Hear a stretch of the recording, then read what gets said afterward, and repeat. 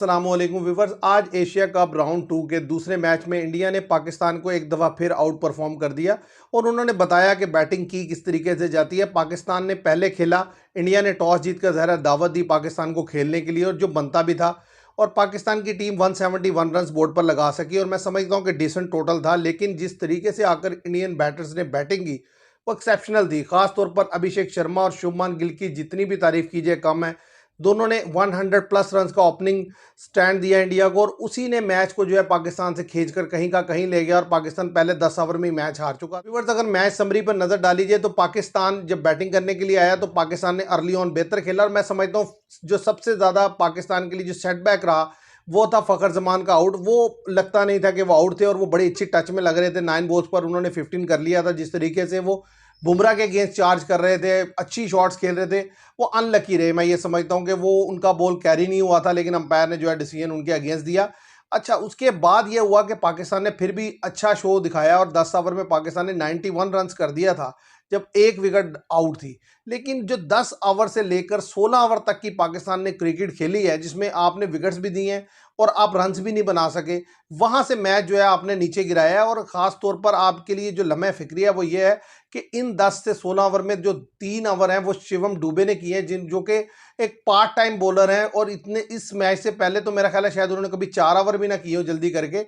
तो उन्होंने 4 ओवर पूरे किए, 33 रन दिए और उन्होंने 2 विकेट ली। आपका कोई भी बैटर शुरू में उनसे उनके अगेंस्ट जो है चार्ज नहीं कर सका। आप देखें ना, 4 ओवर उन्होंने किए, सिर्फ लास्ट ओवर में उन्होंने 17 रन बने, वरना 3 ओवर में तो 16 रन देकर उन्होंने 2 विकेट ले ली थी आपकी।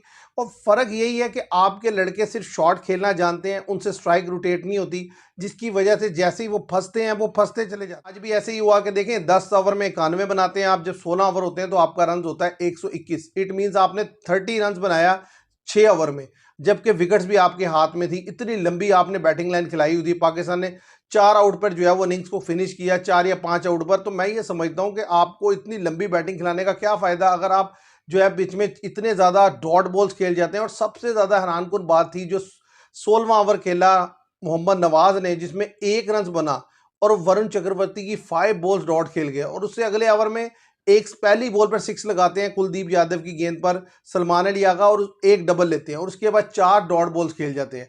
तो मतलब आप देखें कि 15वें और 16वें ओवर में या 16वें और 17वें ओवर में 2 ओवर में अब 9 डॉट बॉल्स खेल जाते हैं। तो फिर आपने क्या करना है? वो तो फहीम अशरफ नीचे आके 8 बॉल पर 20 रन बनाते हैं तो आपका 171 होता है, वरना अदरवाइज तो आप 150 और 155 के राउंड रुके हुए थे। और जब आप बॉलिंग करने आते हैं तो सबसे पहले आपका मसला यह है कि आपका कोई बॉलर भी नहीं है जिसे नया गेंद करना आता हो, और कैप्टन के पास इतना दिमाग नहीं है कि वो प्रॉपर बॉलिंग को जो है वो चेंज कर सके। शहीन अफरीदी आते हैं, उन्हें भी मार पड़ती है, हारिस रऊफ आते हैं, उन्हें भी। अब उसमें जो कप्तान है उसे ये समझ नहीं लगती। अब देखें आज पूरे मैच में 19 ओवर हुए लेकिन मोहम्मद नवाज को कहीं यूज ही नहीं किया। मतलब पिछली सीरीज में आपका सबसे ज्यादा विकेट टेकिंग बॉलर जो था मोहम्मद नवाज था, यहाँ पर पूरे मैच में आपने उससे 1 ओवर भी नहीं करवाया। और फहीम अशरफ से आप ओवर करवाने के लिए लाते हैं 10 ओवर के बाद और वो आते ही विकेट निकाल देते हैं। हारिस रऊफ 10 ओवर में तकरीबन 1 ओवर करते हैं। और आप देखें वही 2 बॉलर हैं जिन्होंने बेहतर गेंद किया। 4 ओवर में 26 रन देकर 2 विकेट लिए हैं हारिस रऊफ ने, 4 ओवर में 31 रन देकर 1 विकेट लिए फहीम अशरफ ने। उसके अलावा तो पहले तीनों बॉलर एक्सपेंसिव ही रहे हैं। शहीन अफरीदी को 40 रन बनी है, 37 रन 3 ओवर में जो है वो साइम अयूब को बनी है। इसी तरीके से अबरार ने 4 ओवर में 42 रन देकर 1 विकेट लिए। तो मैं ये हैरान हूँ, पता नहीं या ना तो कोई समझाता है। चले मान लेते हैं कि भाई left handed batsman full time crease पर मौजूद थे, तो एज एन ऑफ स्पिनर्स जो है वो सलमान अली आगा खुद गेंद करने के लिए क्यों नहीं आए?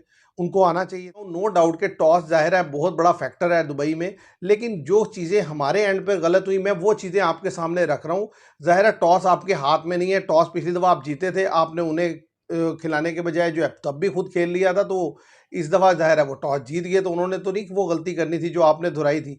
लेकिन आपने 2 गलतियाँ की, वो मैंने आपके सामने रख दी कि भाई आपके जो बैटर्स हैं वो 10 से 16 ओवर में 30 रन बनाते हैं, तो फिर बाकी आपने रन क्या करना है? और इसी तरीके से जब बॉलिंग करवाने आते हैं तो आपके जो पहले 10 ओवर हैं उसमें ही 105 रन बन जाता है। तो जब गेंद थोड़ा पुराना होता है, ग्रिप करता है सरफेस पे या रुक कर आ रहा होता है, तब उससे पहले ही आप इतना रन खा चुके होते हैं कि मैच सीधा हो गया होता है। और अभी आप देखें इंडिया की, मैं समझता हूं कि काफ़ी, अगर पिछले पूरा टर्न्योर उठा लें इंडिया का, तो सबसे पुअर फील्डिंग इंडिया ने आज के मैच में की है। 4 कैचेस ड्रॉप किए हैं, 4 इंपॉर्टेंट कैचेस। साहिबजादा अफरान जो आपके टॉप स्कोरर हैं 55 रन उन्होंने बनाए, 2 इंपॉर्टेंट कैच उन्होंने उसके ड्रॉप किए हैं। पहला कैच तो 0 पे ड्रॉप किया पहले ओवर में ही, ठीक है, उसके बाद फिर वो 30-31 पे जब उनका कैच ड्रॉप हुआ है, इसी तरीके से 2 कैच और ड्रॉप हुए हैं लड़कों के। इवन देन आप जो है बड़ी मुश्किल से 171 रन तक पहुंचे हैं। असल मसला ये है कि आपके जो मिडिल ओवर है ना, उनमें आपसे स्ट्राइक रोटेट होता नहीं है।